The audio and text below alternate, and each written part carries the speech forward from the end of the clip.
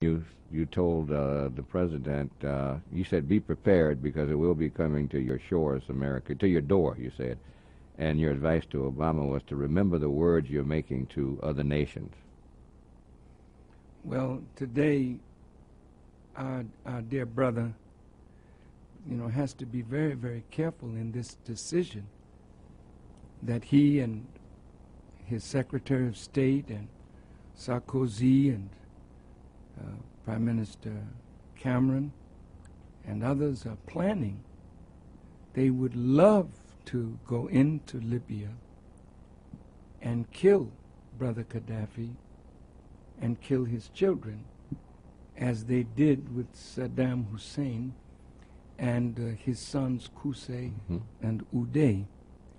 You must remember, dear people of America, that whenever government wants you to think and act in a certain way that would bring justification to an action that they are already planning to make, they must make the person that they hate a boogeyman.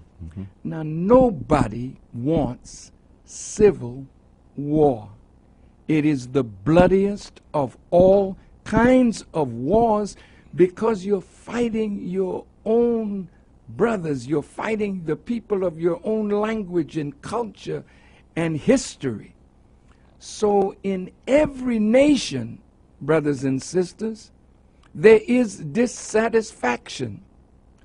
And what the CIA does is go into a country and move among the people that are dissatisfied to stimulate a revolt against a leader that they don't like because they want regime change. I want to be specific. When George W. Bush was president, he said they wanted regime change in Iran, in Korea. Regime change. How do you get regime change, honest America? How do you do that? Congress, the Congress of the United States, voted to spend $150 million to replace the government in Iran that America doesn't like. So they send their agents in to work among the, the dissatisfied. So when they had this election and the people in Iran rose up, they have legitimate grievances, all right, but stimulated from the outside. So President Obama didn't want to put his foot into that cage lest somebody say America inspired it, because it was America's policy to destabilize that government. Well, what about Libya? See, how much money is being spent to arm the so-called rebels? They're dissatisfied. Well, what is their dissatisfaction about? Do they have jobs? Yes. Do they have food? Yes. Has Gaddafi used the oil money to build Libya? Yes. Did Gaddafi use oil money and discover water under the Sahara Desert and brought that water to the surface and brought water from Benghazi all the way to the border almost of Tunisia? Did he impose farming in the desert so that they could feed their own people? Yes. Are there billions of dollars that he's spending building homes, building apartments for his people? Yes. So something is under this. And so when America, England, France, three imperialist powers want to destabilize that country, is it that you're so concerned? Now listen to this hypocrisy, American people. Is it that you're so concerned over the blood that is being shed in Libya when you look the other way when the Israeli Defense Force was bombing the innocent people of Gaza? unarmed men, women, and children, but our government looked the other way. You looked the other way when the Israeli Defense Force went into Lebanon thinking that they were going to have an easy victory.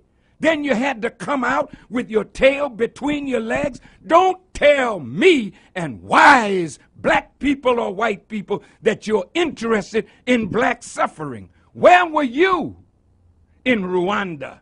Where are you in the Congo? Why did you go to Darfur? Because oil is there. No, you don't want to save the Libyan people. That's your noble motive to hide your wicked agenda. Now, I want to warn you in the name of Allah that this is more complex than what you think. Go into Libya if you want to. The Libyans do not want foreign occupation on their land. And when you make that kind of move, if you're not careful, you'll unite the Libyan people against you. And again, Gaddafi wasn't sitting in any tent twiddling his thumbs over these last 10 years.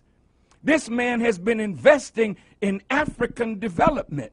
This man has been moving throughout Africa. This man has friends all over the world. He may not be your friend, but if you take him out and kill him like he's some rotten fella that wants to kill his own people, what did you do in Waco?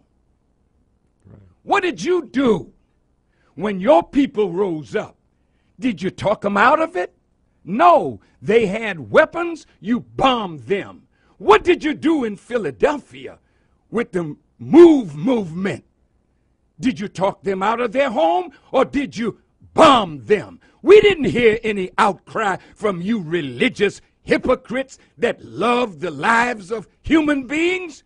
You're a liar and a hypocrite. And I warn my brother, don't you let these wicked demons move you in a direction that will absolutely ruin your future with your people in Africa and throughout the world. They don't like the way you handle Mubarak. They don't like the way you're handling the situation in the Arab world. So I would advise you to be careful and move with wisdom and skill. My advice would be, why don't you organize a group of respected Americans and ask for a meeting with Gaddafi? You can't order him to step down and get out. Who the hell do you think you are? That you can talk to a man that built a country over 42 years and ask him step down and get out? Can anybody ask you? Well, there's a lot now going to ask you to step out of the White House because they don't want no black face in the White House. Be careful, brother, how you handle this situation because it is coming to America. It has already started. Look in Wisconsin. Look in Ohio. Look at what's going on in your country and remember your words, because the American people are rising against their own government. It's not Muslims, it's not black people, it's white militia that are angry with their government, and they are well armed. Are you going to tell them, put your arms down and let's talk it over peacefully? I hope so. But if not, America will be bathed in blood, not because Farrakhan said so, but because the dissatisfaction in America has reached the boiling point. Be careful how you manipulate the dissatisfaction in Libya and other parts of the Muslim world. The Honorable Minister, Louis Farrakhan. More intelligent conversation.